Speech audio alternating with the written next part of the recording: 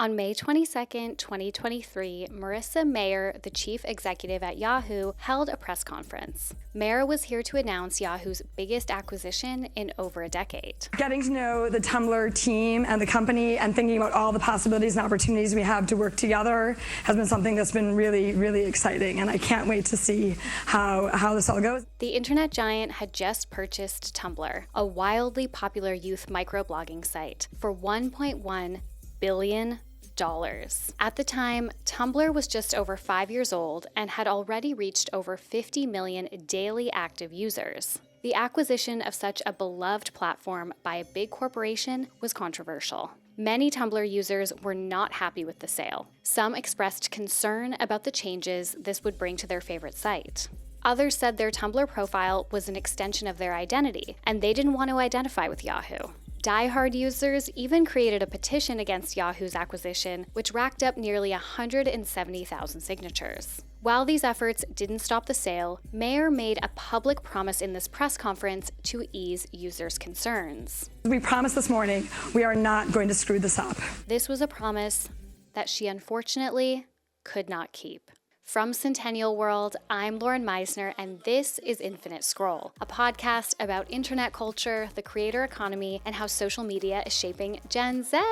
Welcome back to Infinite Scroll, everyone. All right, we have done some rejigging of The Office. I know that you guys are hating the blue wall, and I'm hating it too because it really messes with the lighting. So this is like right by our desks in the office where I'm filming right now. I just moved all the stuff really quickly, but I think it's actually a better setup, so I might completely move the office and just switch it over this weekend. Anyways, for anyone that's new here, I just got a dedicated office space for my team, but it's also doubling as a podcast studio, so I don't have to record these in my house anymore. My husband can have his office back. So it's just been a journey to figure it all out, but I feel like we're almost there. So this episode is the next installment in our internet history series. So last month we did the rise and fall of MySpace, and today I am bringing you the rise and fall and possible resurgence of Tumblr. But before we get into it, as always, please remember to rate, review, and subscribe. It means so much. It helps me grow. It helps me keep it going. Please sign up to our newsletter, which is also called Infinite Scroll. On Wednesdays, we send out a commentary article about a trend, creator drama, or news. And on Fridays, we round up the 5 biggest think pieces on the internet from that week. And also sign up to our Geneva, which is called Infinite Scroll when you search in Geneva, where you can chat with other people who are obsessed with internet culture and creator drama and tea, and you can chat with me. So I wanted to read 2 cute little reviews that I got this week. So Sabrina says, I've never been a podcast girly, but I have listened to every ep of Infinite Scroll and Mini Scroll the past few months. I love that your analysis of pop culture are so grounded. Pop culture isn't popular without the people, and I really appreciate that you call attention to the disconnect between celebrities, influencers, and the challenges of everyday people, from cost of living to genocide. Thank you, Sabrina. That is the mission of the Centennial World brand in general, and this podcast, of course, is to talk about these topics that are fun and frivolous and entertaining, but to bring gravity to them, right? There is still so much value in analyzing pop culture from a critical lens, but there's also value in, just loving the gossip and the tea. Okay, and Alana said, I love y'all's videos. I'm so glad y'all talking about this. As a college student, your videos have helped me so much. That is the best compliment ever. Thank you so much. Literally, the fact that our videos, our podcasts could be helping you in college, the best.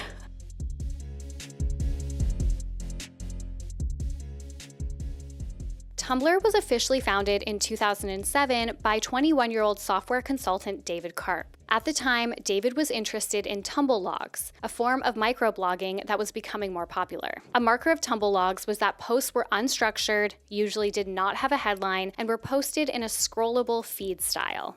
Jason Kotke, an award-winning blogger of the 2000s, described tumble logs in 2005. Quote, a tumble log is a quick and dirty stream of consciousness. They remind me of an older style of blogging, back when people did sites by hand, before movable type made post titles all but mandatory. Blog entries turned into short magazine articles, and posts belonged to a conversation distributed throughout the entire blogosphere, with minimal commentary like cross-blog chatter, the barest whiff of a finished published work, almost peer editing, just a way to quickly publish the stuff that you run across every day on the web. Almost our entire social media landscape in 2024 is based on the concept of tumble logs, so it's hard to imagine that this wasn't the norm back then. Modern examples of tumble logs include tweets, Facebook statuses, and YouTube community posts, and Instagram and TikTok posts are examples of visual tumble logs.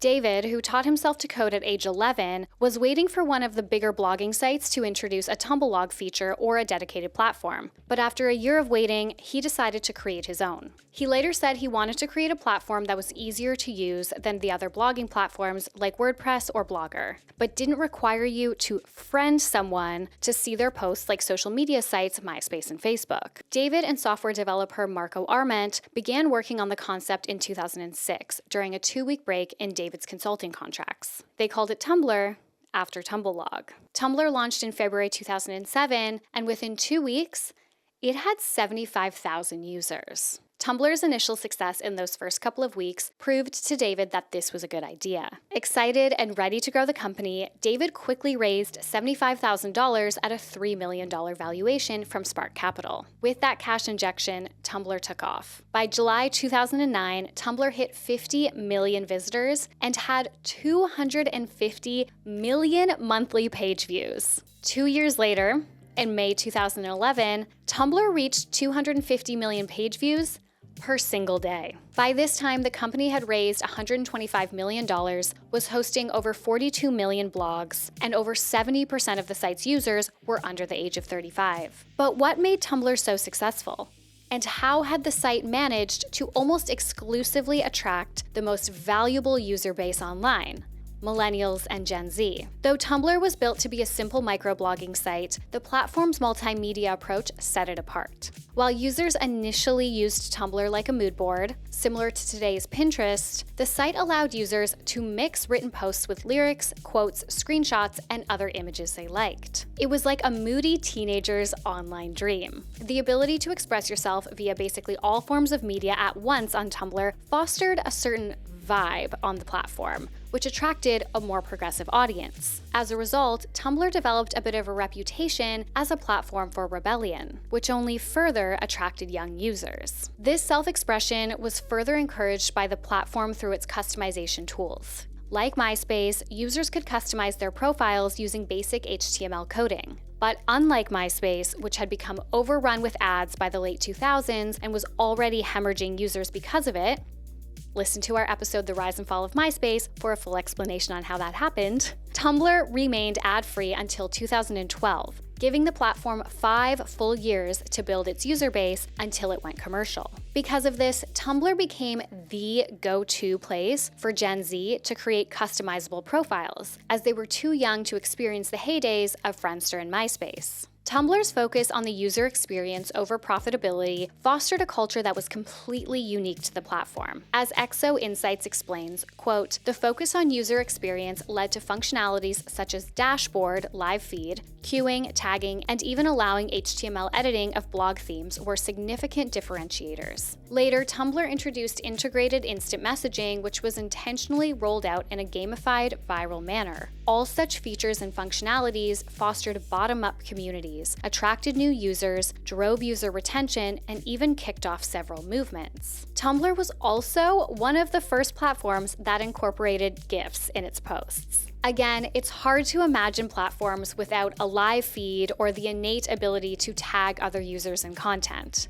These are functionalities that have been built into almost every single platform since, giving us an idea of how impactful Tumblr has been to the online culture of today. Another element that made Tumblr successful was its focus on anonymity. Though we saw how anonymity expedited the downfall of MySpace, being able to post freely under an alias anonymously was a massive draw for Tumblr users. This is because, as previously mentioned, Tumblr was not really a social media site. On MySpace, anonymous profiles could friend anyone of any age. As you can imagine, this led to increased problems as the site grew. The culture on Tumblr, on the other hand, was not so much about connecting with people, although there was an element of that of course, but rather it was more about expressing yourself. And doing that anonymously was very freeing and important to a lot of young users. As Jake Peter wrote for Archer, quote, "As a platform, Tumblr prioritizes anonymous personal expression and allows for a certain amount of freedom when compared with other social networks, including an allowance for nudity and pornography. In short, you can be whatever version of yourself that you'd like to be." This X-rated content, as Peter notes, started getting popular on Tumblr around 2013, 1 year after Tumblr started offering paid advertising to brands on the platform. While it was initially very helpful for those who struggled with their sexuality or who sought more inclusive depictions of sex, this not safe for work content started to spook advertisers. In its heyday, Tumblr had a massive impact on young millennials and older Gen Z throughout the early to late 2010s. While there were a few notable Tumblr influencers, the platform was renowned for its community-building features and iconic aesthetics, much of which continue to shape internet culture and social media platforms today. That being said, the format of Tumblr was extremely different from that of the current popular platforms. Instead of posting your own user-generated content, it was about curating pictures and posts to suit your aesthetic. Therefore, the type of influencers to come out of this platform were different from what we see today. Some became famous for their blogs themselves, while others became famous after a picture of them went viral, gaining hundreds of thousands or even millions of notes. There are a few iconic influencers and celebrities that first gained notoriety on Tumblr. One of them was Acacia Brinley. Acacia started posting on Tumblr under her first URL, Let's Snuggle, when she was around 13 years old. For Acacia, Tumblr was a place to find a sense of belonging. In a 2016 interview with Damon John, Acacia explains that she joined Tumblr after she was being bullied at school and didn't have any friends. And the main reason because of that was because I lived in Orange County at the time. All these girls wearing Uggs, Abercrombie, Juicy Couture,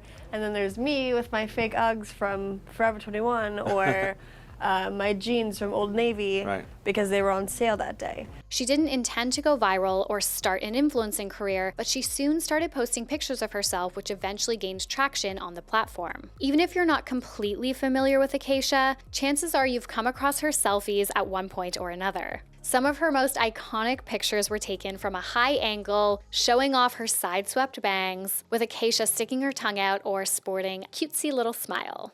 I took pictures of myself almost like every single day, kind of embarrassing to talk about, but and then I would post them onto Tumblr, and one day, like, it just got reblogged by someone with followers, and then a bunch of other people with followers started reblogging it. With her edgy aesthetic and conventional beauty, Acacia came to embody the Tumblr era, where many young girls tried to emulate her overall vibe. However, after she started dating other popular Tumblr bloggers and social media influencers, Acacia found herself at the center of controversy. This was when she started to receive an excessive amount of criticism and hate. After dating a couple of different people, as many young girls do, users started calling her fame-hungry, clout chaser, and a slut. This worsened as she started posting increasingly provocative pictures, and her nudes got leaked. Over the years, she was associated with 5 Seconds of Summer and even dated Sam Portoff, a member of the former YouTube group Our Second Life, or O2L. Many of the men she dated were significantly older than her. While much of this hate may have stemmed from jealousy, it was extremely damaging to Acacia's career and her mental health.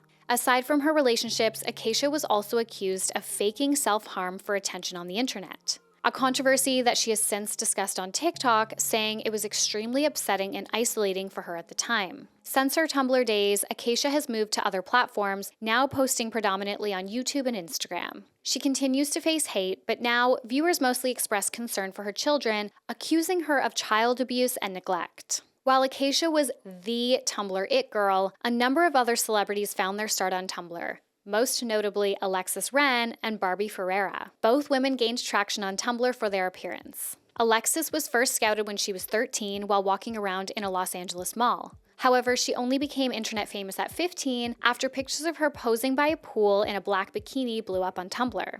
Since then, Alexis has amassed over 17 million Instagram followers, starred in various music videos, and placed 4th on season 27 of Dancing with the Stars. Actress Barbie Ferreira had a similar trajectory. By 2013, Barbie had grown a substantial Tumblr following, and much like Acacia, she embraced a soft grunge aesthetic, posting under the moniker Barbie Knox. In a conversation with Dazed from 2021, Barbie explained, quote, her Tumblr was called Pale Grunge Blog, so that was very much the aesthetic. I would take photos on photo booth, and it was very grunge. Ultimately, Tumblr helped her launch a modeling career, where she received a message on the platform about an American Apparel open casting call. She told W Magazine in 2016, quote, I took a not very good quality selfie. I was sick, and sent it to American Apparel.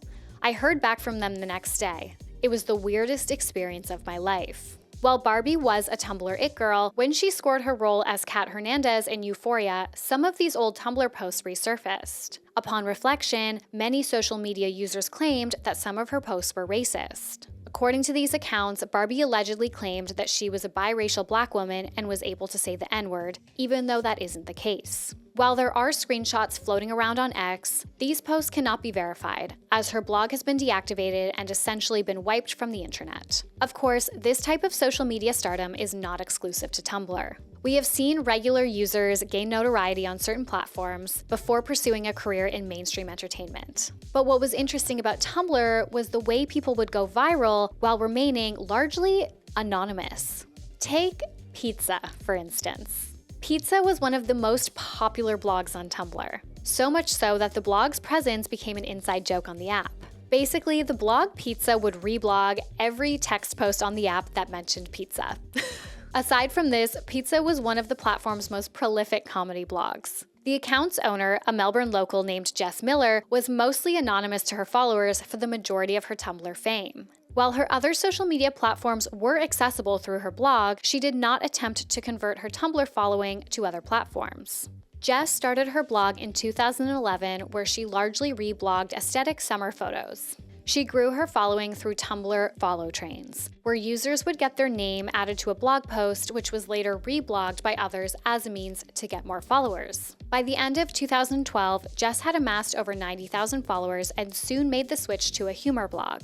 A year and a half later, her blog had accumulated 1 million followers and started monetizing her account. At its height, Jess was making between $2,000 to $10,000 a week. While her blog was largely harmless, Jess did end up in controversy at the beginning of 2014. Users had sleuthed through her archive and found that she had used the N-word in some of her old posts. She was also criticized after advertising and promoting a diet pill that was known to be a scam, ultimately leading Tumblr to delete her account on August 19th of that same year. Now that we have discussed the scope of Tumblr stardom, it is clear that the platform had its own class of influencers. But with this specific type of fame came a very unique sense of community that was exclusive to the platform. Tumblr ended up becoming a hub for anything and everything fandom related, helping many young people find a sense of belonging and community on the platform. But fandom was different on Tumblr compared to other social networks.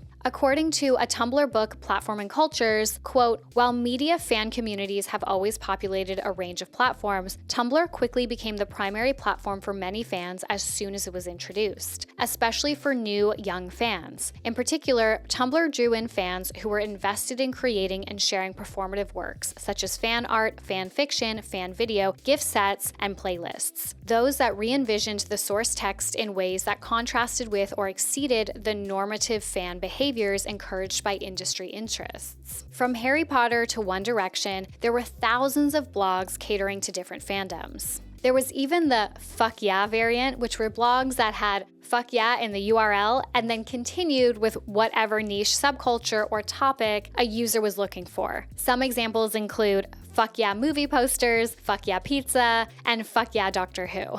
According to a Washington Post article from 2015, there were around, quote, 170,000 blogs fuck-yang about something on Tumblr at the time of publication. Quote, it's a clever and effective way to create a kind of digital shrine to something you're super pumped about, whether it be an animal or an era or the shipping of Harry Styles and Louis Tomlinson. The beauty lies in the simplicity. Tumblr storyboard executive Jessica Bennett tells WAPO. While the Fuck Yeah blog was just one aspect of Tumblr fandom, there were other subcultures on this side of the platform. Tumblr became the home for fanfiction and imagines about different celebrities and content. We are all familiar with long-form fanfiction at this point, but for those who are unfamiliar with imagines, they're basically short self-insert fanfictions. The genre gained lasting popularity thanks to Bad 1D Imagines, a blog that brought together the cheesiest and cringiest One Direction imagines. With fandom allowing users to insert themselves or reimagine their favorite TV shows and movies, Tumblr became a safe space for racial and ethnic minorities alongside the LGBTQIA community. Given that Tumblr was a fairly anonymous platform, it became a powerful tool for teens exploring their gender and sexual identity, particularly when they had limited opportunities in the real world. While anonymity in the digital space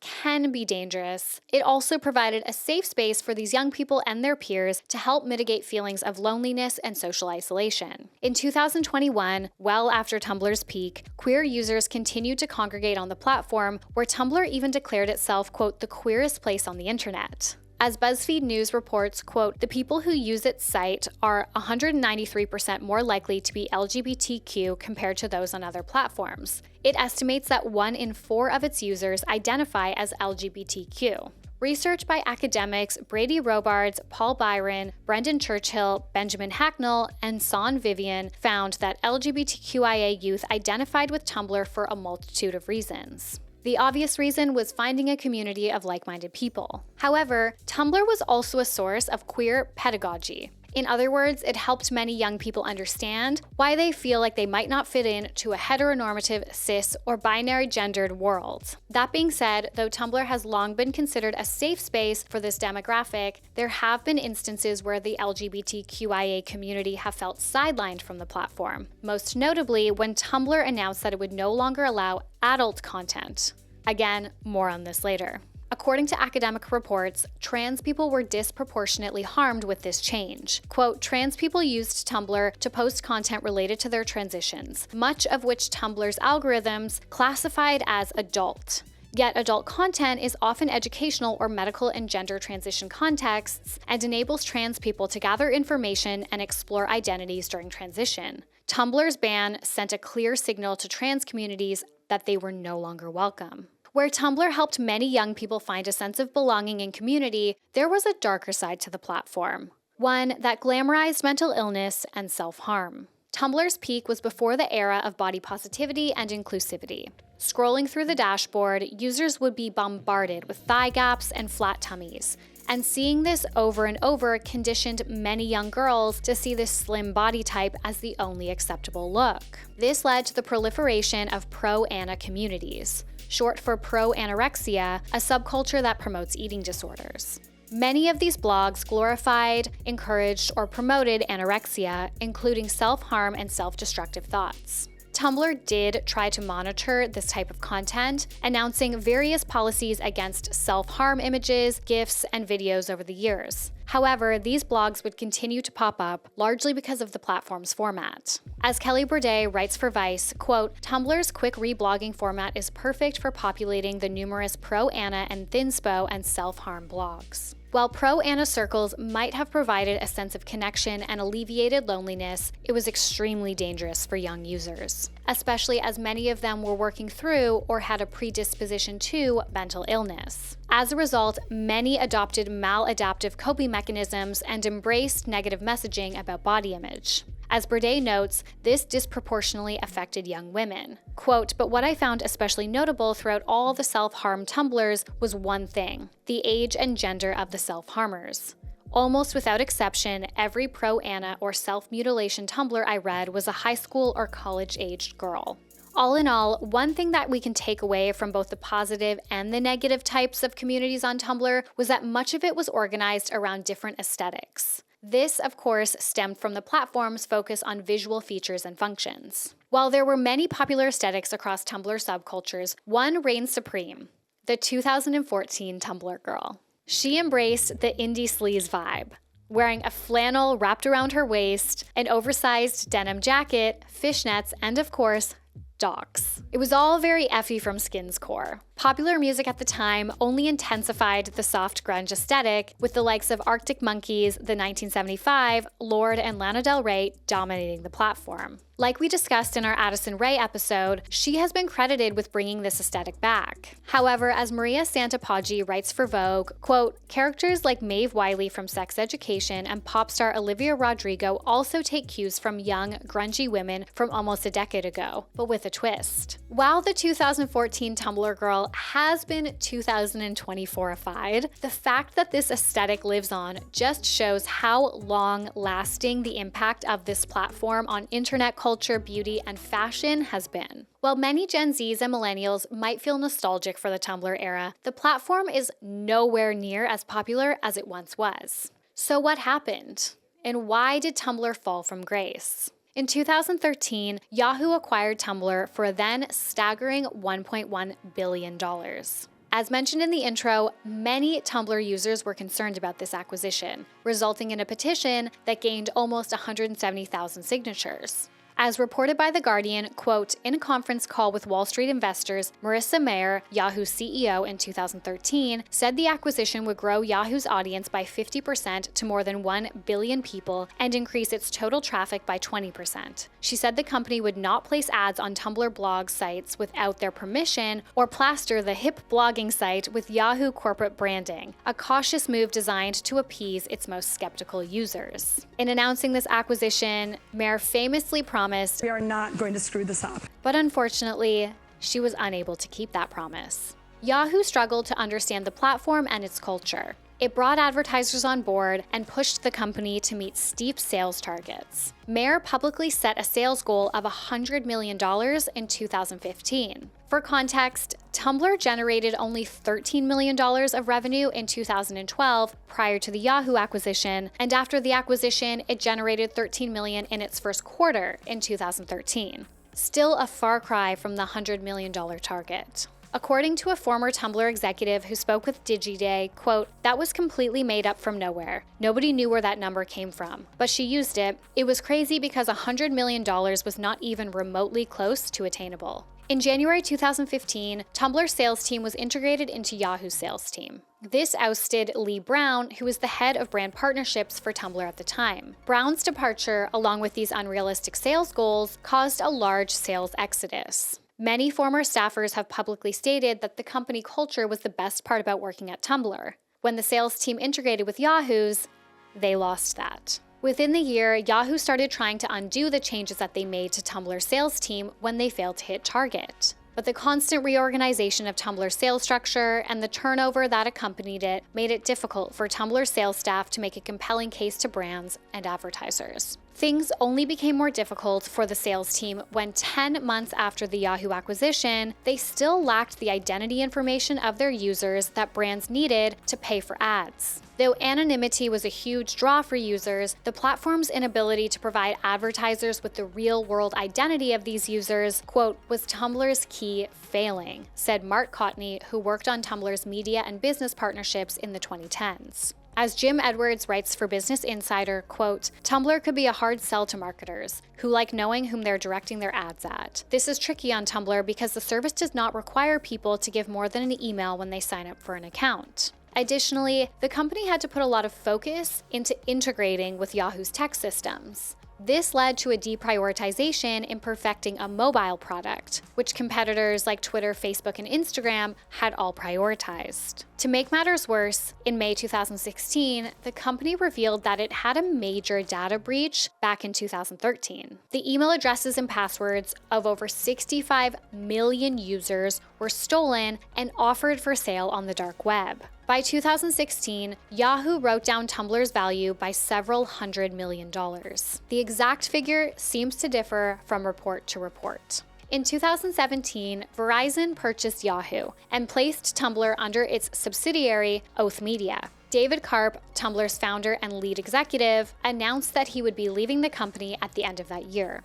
So much of what Yahoo did to Tumblr is similar to what News Corp did to MySpace. These parent companies introduced a ton of corporate bureaucracy that resulted in a significantly worse user experience. Both Marissa Mayer and Rupert Murdoch have since said they regret how they handled the acquisitions of these youth platforms. But things didn't get better for Tumblr under Verizon. User activity had plummeted from 100 million daily active users in 2014 to just 30 million in 2018. As user activity declined and the sales team continued to struggle getting advertisers on board, the company made a decision that would go against everything Tumblr stood for. On December 17, 2018, Tumblr banned all content that featured nudity. This decision has been referred to as a knee-jerk reaction by many. While adult content on the site had long concerned advertisers, this content underpinned many of the subcultures that made the platform so successful. So Tumblr hadn't done anything about it. But in November 2018, Tumblr was removed from the Apple App Store for the presence of child pornography on the app. Weeks later, Tumblr implemented the nudity ban. As Katie Canals writes for Business Insider, quote, "In 2018, the so-called Tumblr apocalypse set in when the company controversially banned sexually explicit content after Apple removed the app from its store, citing evidence of child pornography. It was a pivotal moment in the company's history and prompted scores of users to flee. Within 2 months of this ban, Tumblr lost 30% of its site traffic. The nudity ban also led to other moderation issues. The site used automated tools to flag sexual content. However, the implementation of those tools was glitchy. As previously mentioned, LGBTQ posts and trans posts were frequently flagged as sexual content even when they weren't. Quote, LGBTQ posts were often flagged as inappropriate, while other content was not. People who wanted to share their stories about their gender transitions found that their posts were being blocked. Even posts that did not feature explicit imagery, such as some fan fiction, were being taken down, writes Claire Fahey for the New York Times. Rachel Siegel for the Washington Post explains, quote, Tumblr had long been considered a safe space for exploring identity, but some creators said Tumblr's ban eliminated a place where LGBTQ communities and other people with marginalized gender and sexual identities found support. In May 2019, it was reported that Verizon was considering selling Tumblr due to its ongoing issues since Yahoo's purchase in 2013. Pornhub's vice president actually publicly stated that they would buy the platform and lift the nudity ban effective immediately. But by August 2019, it was announced that Automatic, best known for running WordPress, would acquire Tumblr for an amount that was reportedly less than $3 million. Automatic also announced that it would not make any changes to Tumblr's existing nudity ban.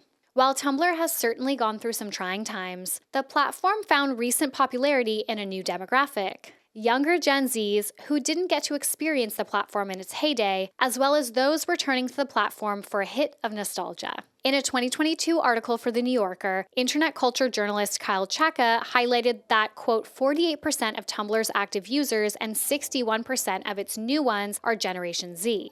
This, of course, comes at a time when every major social media platform, essentially aside from TikTok, is worried about how to keep this generation engaged. What distinguishes Tumblr from other social networks is its departure from the typical trend of platforms copying each other's features. Chaka notes that Tumblr appears to focus, quote, on the unusual pursuit of preservation. He goes on to note that out of the Tumblr users he spoke to, this is something that they enjoy. Quote, what makes Tumblr obsolete for the moment are the same things that lend to an enduring appeal. The fact that it maintains a following should remind us that we use social media services by choice. No platform or feature is an inevitability. Aside from seeking out a slower-paced social media platform, returning to platforms past aligns with Gen Z's penchant for nostalgia. Much of this demographic is seeking a sense of comfort in very tumultuous times. And Tumblr also aligns with Gen Z's interest in being more private on social media and building community. So that brings us to today. While Tumblr's future feels more promising than it has in over a decade, it's arguably too early to tell if this resurgence will last. A lot of damage has been done to the platform's reputation since Yahoo's acquisition. And though Gen Z has a penchant for nostalgia now, they are already aging out as the quintessential youth generation. With Gen Alpha fast approaching teenagehood, that leaves us with an unanswered question. Can Tumblr really make a comeback? Or will these early internet platforms remain obsolete for a generation who never experienced their heydays to begin with? Infinite Scroll is a podcast written, produced, and presented by me, Lauren Meisner, for Centennial World. Additional research and reporting is by Annabelle Ben-David. Preliminary research is by Nick Meisner. Editing is by Danny Fennick. Thank you guys so much for listening to Infinite Scroll. I love you guys so much, and I will talk to you next week. Bye.